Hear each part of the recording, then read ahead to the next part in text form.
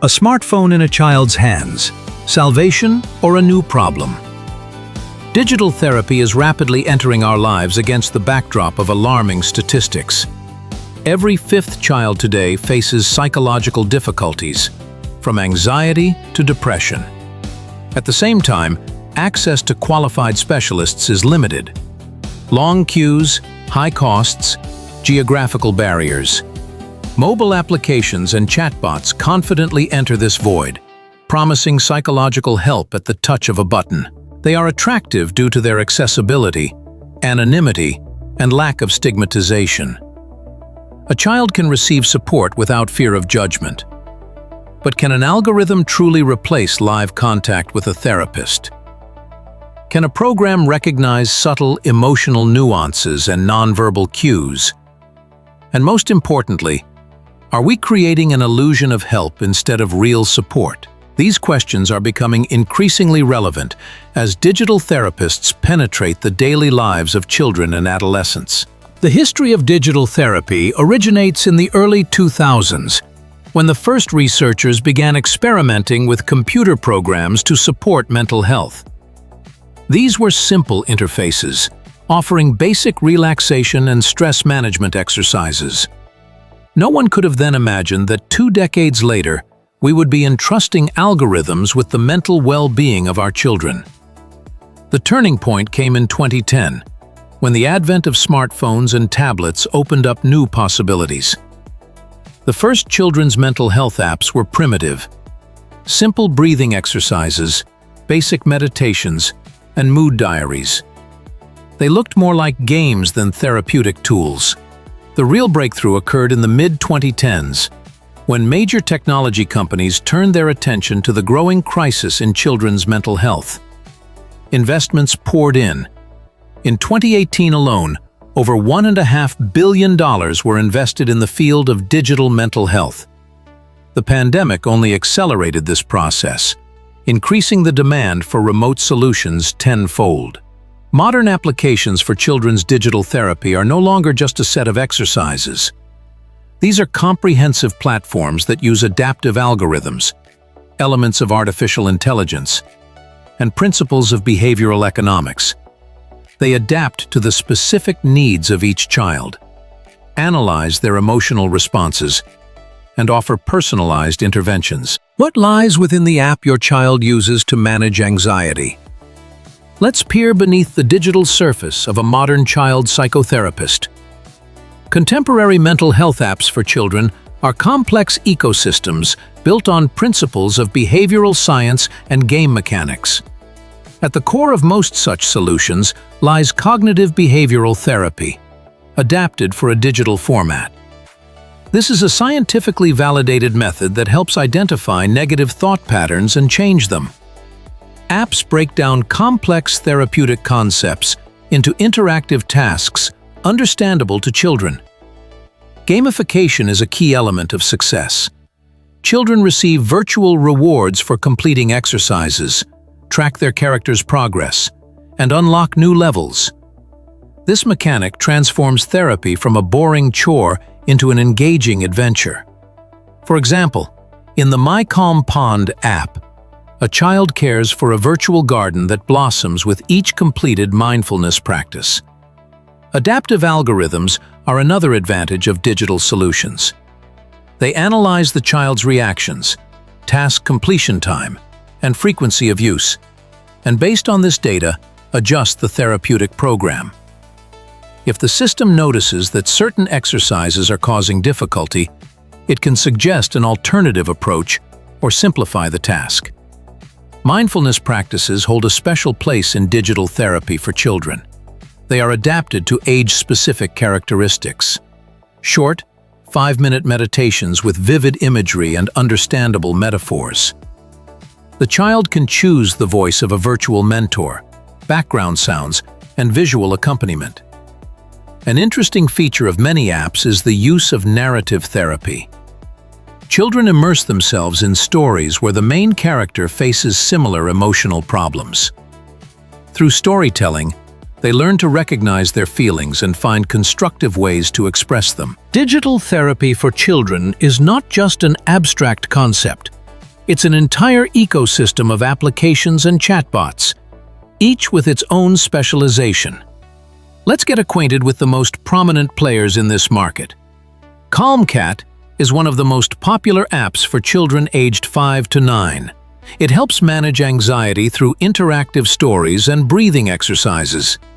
The virtual cat therapist reacts to the child's emotional state, suggesting appropriate activities. According to developers, 80% of young users report a decrease in anxiety levels after just 2 weeks of use. TeenMind is aimed at teenagers aged 13 to 17 and focuses on depression prevention. The application uses elements of cognitive behavioral therapy in the format of daily challenges and reflective practices. A unique feature of TeenMind is its anonymous support groups, where teenagers can share their experiences under the supervision of an AI moderator. The chatbot Empath has become a real breakthrough for children with autism spectrum disorders. It helps them recognize the emotions of others through the analysis of photos and video clips. The bot asks questions, explains the nuances of social interactions, and suggests behavioral scenarios for complex situations. Dream Garden is an application for children with sleep disorders and night terrors. It combines elements of fairy tale therapy and mindfulness practices, creating a safe space for the child before bedtime.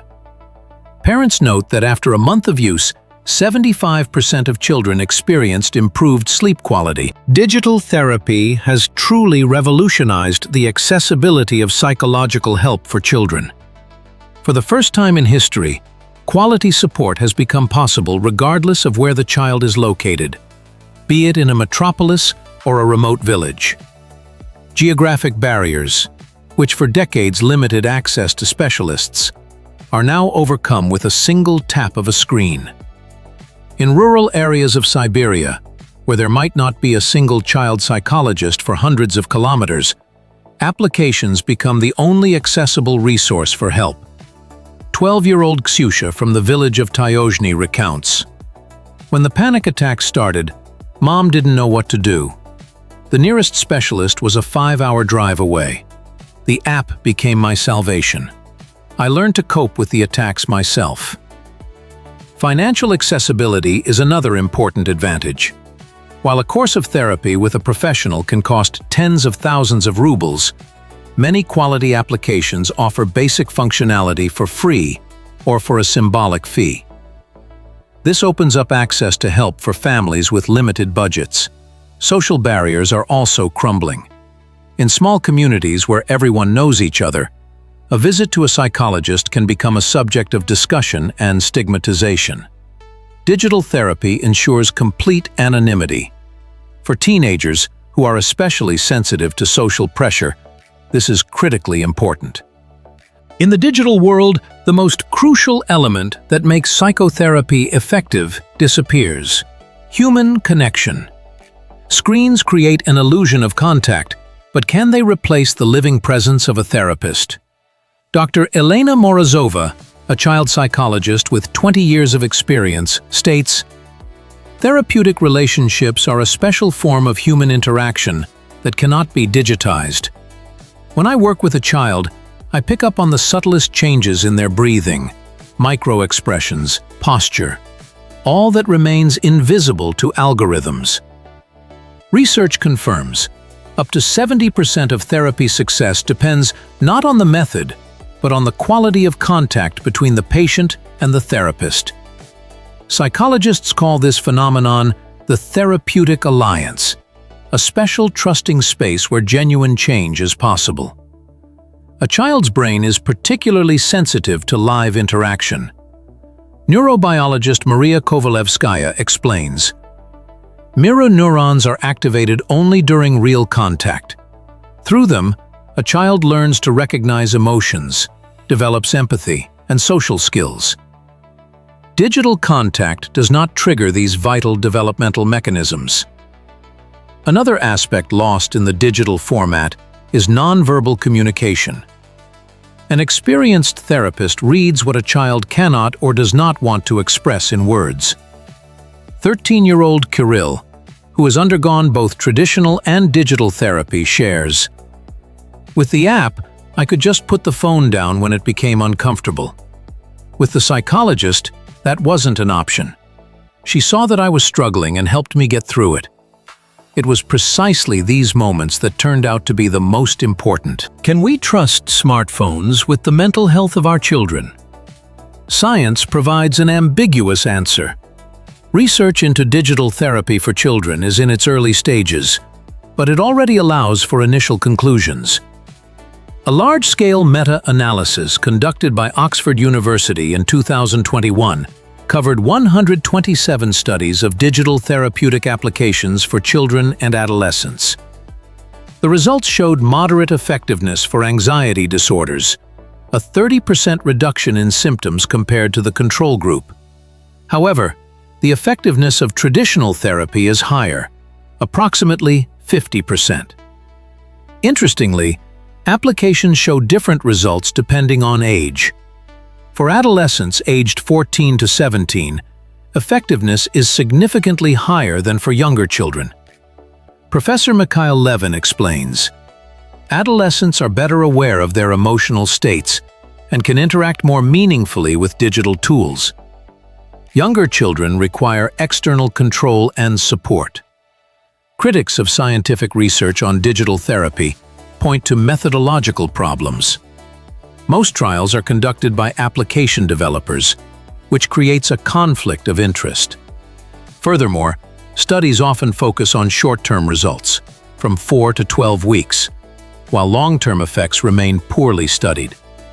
Professor of Child Psychiatry Anna Sokolova notes, "We don't know if the positive results persist after a year or two.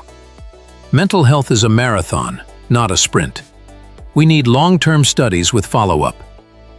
The issue of treatment adherence deserves special mention. Studies show that about 60% of children stop using therapeutic applications within 2 weeks. This is significantly higher than the dropout rate for traditional therapy.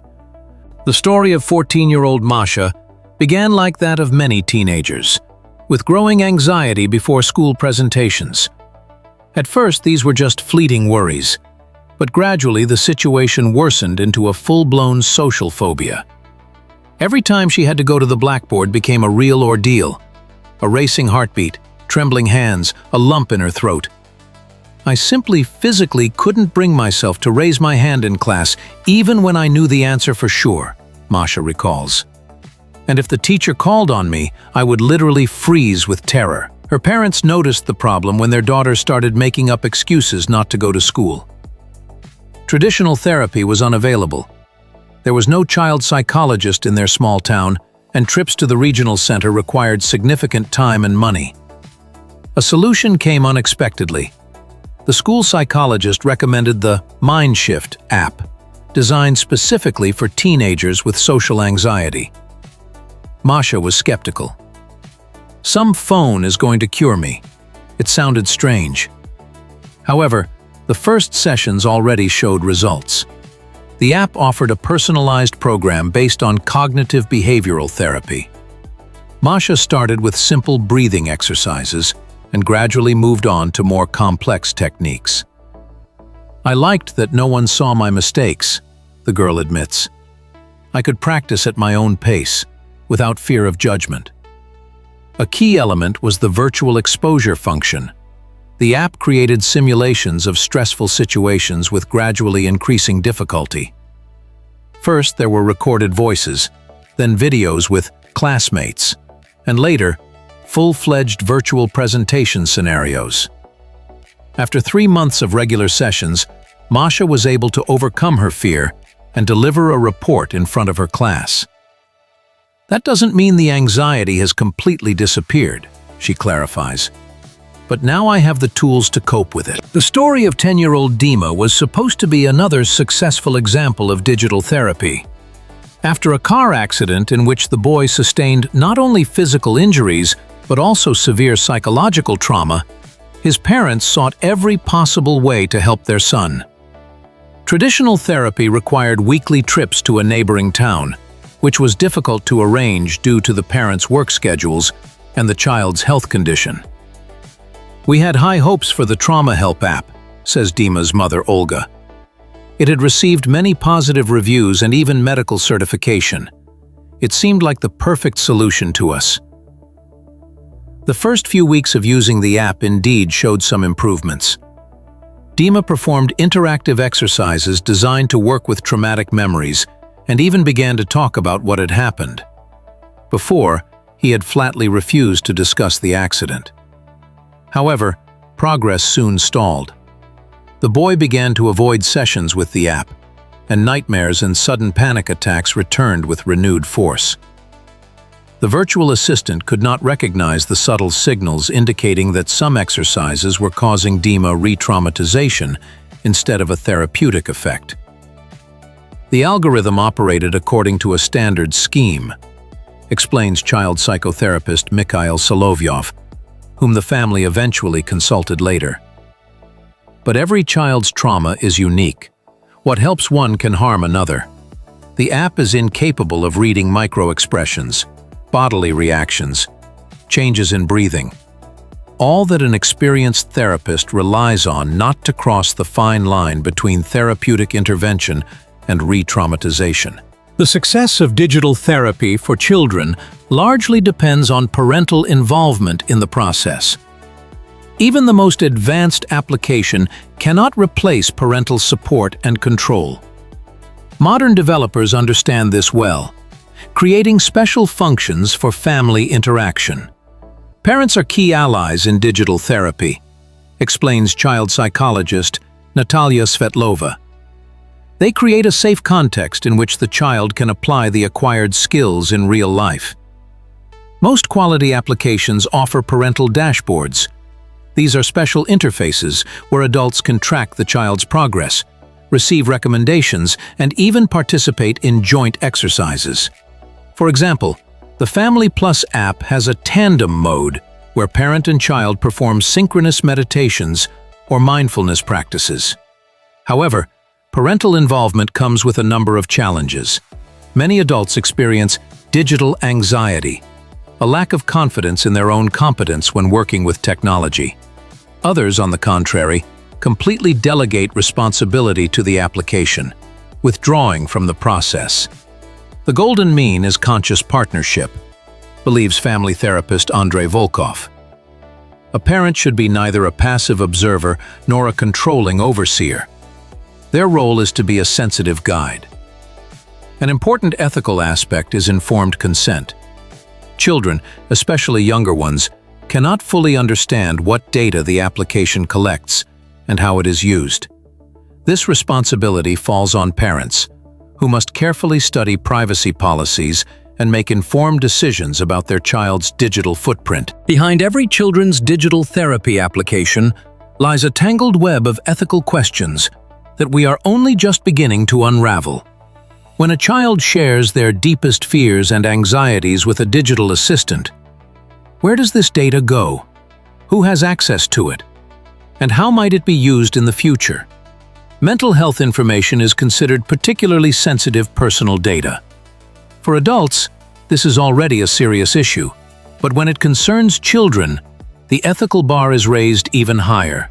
Professor of Digital Ethics Anna Kovaleva notes, "The digital footprint a child leaves in a therapeutic application can accompany them throughout their life. We don't know how this information might affect their future when applying to university, seeking employment, or obtaining insurance." Many applications use manipulative design borrowed from the gaming industry. Bright rewards, constant notifications, social comparisons. All these mechanisms hold a child's attention. But do they form healthy psychological patterns? A child's brain is particularly susceptible to digital stimuli, and the line between therapy and addiction becomes dangerously thin. A separate issue is algorithmic bias. Most applications are developed and tested on samples from affluent middle-class families, predominantly from Western countries. How applicable are these algorithms to children from other cultural and social contexts? Research shows that digital therapists can unconsciously reproduce cultural stereotypes and biases embedded in their code by their creators. Who controls our children's digital therapists? This question is becoming increasingly relevant as the digital psychotherapy market grows. We find ourselves in a situation where technology is developing significantly faster than the legislative framework, creating a dangerous regulatory vacuum. In the United States of America, the Food and Drug Administration has established a special division for digital medicine, which has developed a pre-certification system for therapeutic applications. However, this process remains voluntary. Many developers prefer to release their products under the wellness category, thus avoiding medical regulation. The European Union went further, including therapeutic applications in the category of medical devices through a directive on medical software. This means mandatory certification and clinical trials before market release. But even here there are loopholes. It's enough to claim that the application is educational, not therapeutic in nature. In Russia, the regulatory situation is even more blurred. There is no specialized legislation for digital therapeutic solutions. Applications for child mental health essentially exist in a gray area. They fall neither under medical device regulation nor under the law on psychological assistance. The cross-border nature of digital services creates additional complexities. An application developed in California might be used by a child in Siberia, but by what standards should it be evaluated? Whose data privacy laws apply? Who is responsible in case of adverse outcomes? Experts warn about the risks of an unregulated space. Child psychiatrist Alexander Vetrov notes, "We see applications that position themselves as therapeutic, but lack scientific basis. Some may not just be ineffective, but potentially dangerous, especially for vulnerable children with serious mental disorders." Artificial intelligence is rapidly changing the landscape of child psychotherapy, opening up prospects that only recently seemed like science fiction. Modern generative models are already demonstrating impressive abilities for empathetic communication, emotional state analysis, and adaptive responses to a child's needs. But can a machine ever completely replace a human therapist? Experiments in leading research centers show promising results. The neural network Therapy GPT, trained on millions of psychotherapeutic sessions, can recognize subtle emotional nuances in teenagers' text messages and offer supportive responses, indistinguishable from human ones.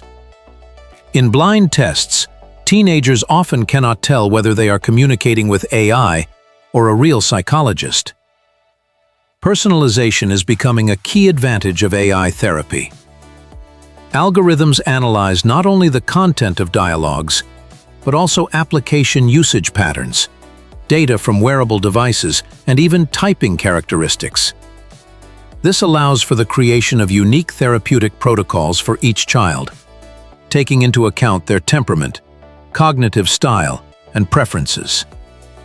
Professor of neuropsychology Dmitry Volkov sees revolutionary potential in this. AI can do what is unavailable to humans, analyze millions of parameters simultaneously, without getting tired, without having biases. But the main question is, can it truly understand human suffering without experiencing it itself? This philosophical question has divided the community of psychotherapists. Some believe that empathy is a unique human quality that requires one's own emotional experience. Others argue that what matters is not the source of empathy, but its therapeutic effect. If a child feels understood and supported, does it matter by whom or what this support is provided? The future of psychotherapy lies not in the opposition of digital and human, but in their harmonious combination. Hybrid therapy models are becoming the gold standard, uniting the best qualities of both approaches. Psychotherapist Elena Karpova, who practices an integrative approach, notes, "We should not choose between technology and humanity. Our task is to create a support ecosystem where each element reinforces the others." Modern treatment protocols already include digital components as an integral part of the therapeutic process. The psychologist conducts in-person sessions, and between meetings, the child uses an application to reinforce skills and complete homework. The system tracks progress and provides the specialist with detailed analytics, allowing for real-time adjustment of the treatment plan. Augmented reality solutions appear particularly promising. At the NeuroStart Clinic, children with phobias undergo exposure therapy using AR glasses.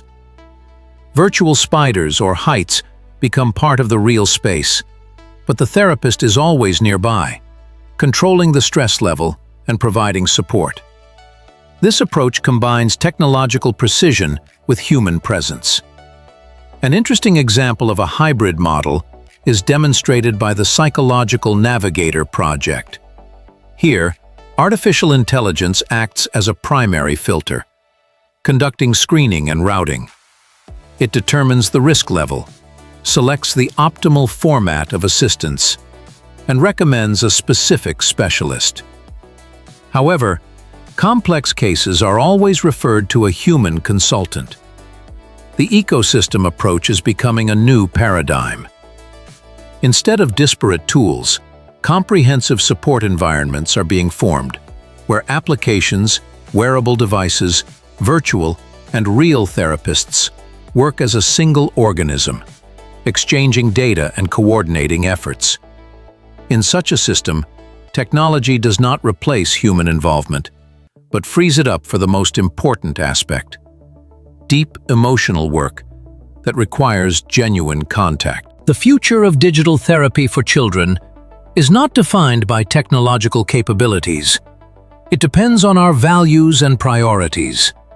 We stand at a crossroads where we must decide what role technology will play in caring for what is most precious: the mental health of the younger generation. The golden principle that should guide all innovations in this field is that technology exists to enhance human care, not to replace it. Digital tools can expand access to help, offer new methods of interaction, and collect valuable data. But they cannot replace the fundamental human need for genuine connection. The future lies in a conscious balance, where we leverage the benefits of technology while simultaneously acknowledging its limitations. Every new application or platform must undergo thorough evaluation, not only in terms of immediate effectiveness, but also its long-term impact on a child's development. Parents and specialists need to develop a new form of literacy, an understanding of how digital tools affect the developing brain and psyche. This will enable informed decisions about when, how, and to what extent to use technology.